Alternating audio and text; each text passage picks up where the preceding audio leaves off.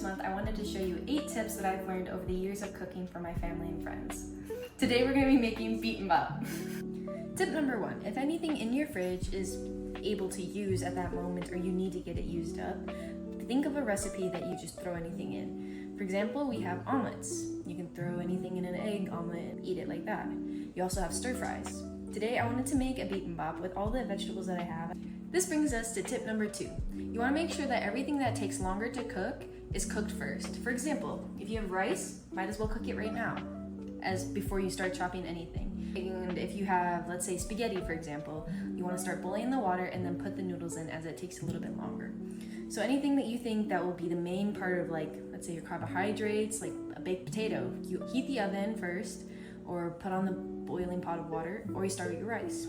Tip number 3 is to always wash your vegetables.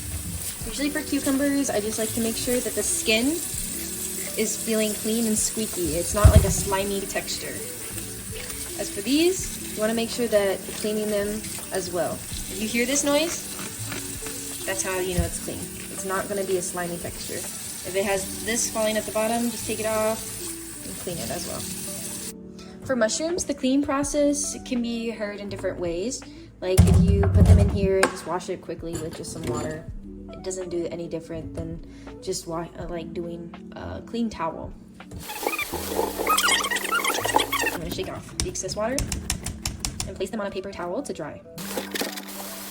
The next thing that we're going to be doing is going to be chopping our vegetables. For everything I want to chop, I have it near me so I remember it, because I sometimes forget what I'm going to be chopping next. Tip number 4, you want to make sure that your knife is sharp and not dull. A dull knife is always more dangerous than a sharp one.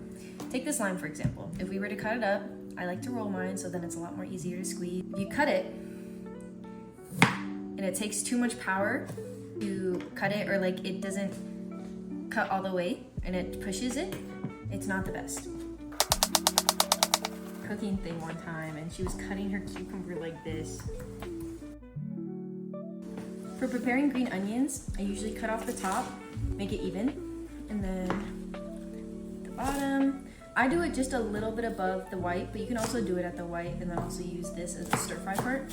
Usually use the lighter part of the onion as the stir fry part. No. And then this part, you can even it up when you cut it and try to cut it in small slices. Since the water is boiling, I'm going to place my spinach right inside the pot. At most, probably leave it in there for like 30 seconds. It doesn't need to be in there for too long. And it's good.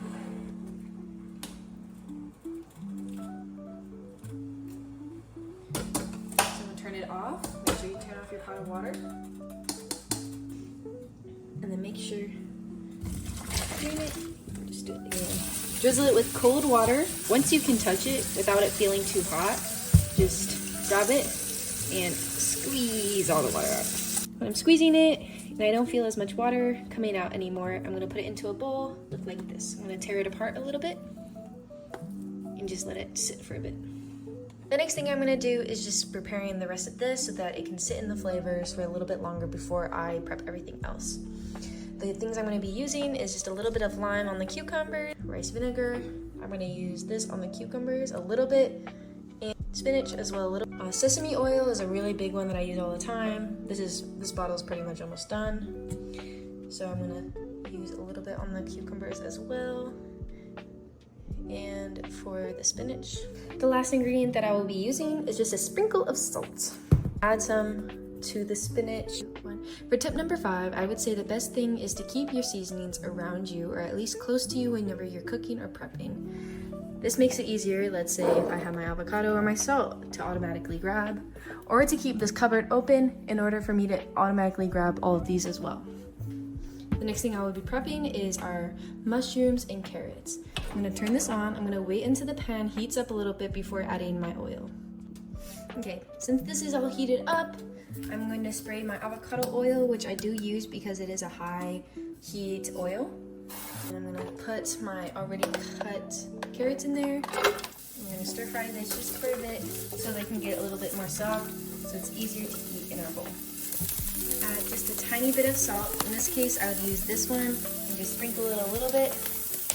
As soon as you see a little bit of a change of color, or if you get it with tongs and you feel like they're a little bit more squishy, that's time to take it off. Oil the pan and place my mushrooms right inside since it's already hot. Mind you, I already washed this container since it was the original container that it came in, so then I don't have to use any more dishes. Go with salt, pepper, and a bit of sesame oil. I recommend taking out your mushrooms as soon as you start either smelling the flavors a little bit more, or if you like the texture, or at least when they get a lot more floppy. This brings me to tip number 6. If you think anything ever tastes either too salty or something, or is too little something, just add it. If it's too much salt, I would say to add lemon or lime, balance out the flavors a little bit more. The next part is to make sure to heat your pan and re-oil it, especially since the next part is meat. Whenever you're cooking a protein, you want to make sure that you're putting all the prep things in it. Let's say if we have onions or garlic, I'm gonna add a spoonful of garlic. I'm gonna stir fry it. I would say always cook your protein last, just because it is best hot and not when sitting out, when you could have been prepping all of your other ingredients. Once my ground beef has some browning in it, I'm gonna add some of my flavors. I'm gonna use some oyster sauce, sesame oil, just a tad, salt, pepper, and hoisin sauce. While the meat is cooking, I'm going to be preparing our gochujang sauce.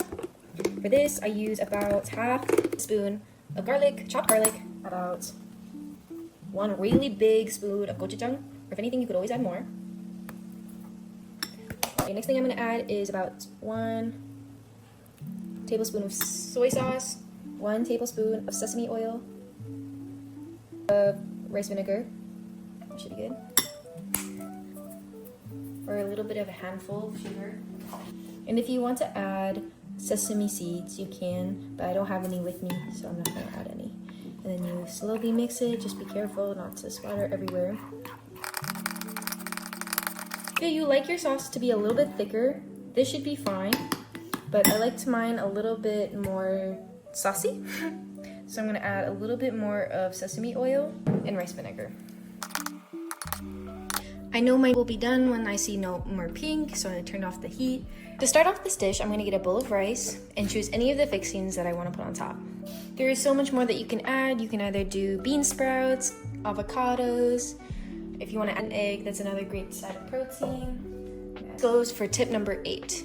It's to get used to versatile dishes. The best part about making this dish like this is that it is so versatile that you can pretty much put anything for the sides, anything for what you want on it. And you can change it every time. So once you start learning the basics of prepping your ingredients, either when to make the meat, when to make the rice, or boiling a pot of water, this is one of the best things that you could do because it gives you so much to work with. And now I hope you guys enjoy. If you enjoy content like this, make sure to follow the UCI Basic Needs Center for weekly content.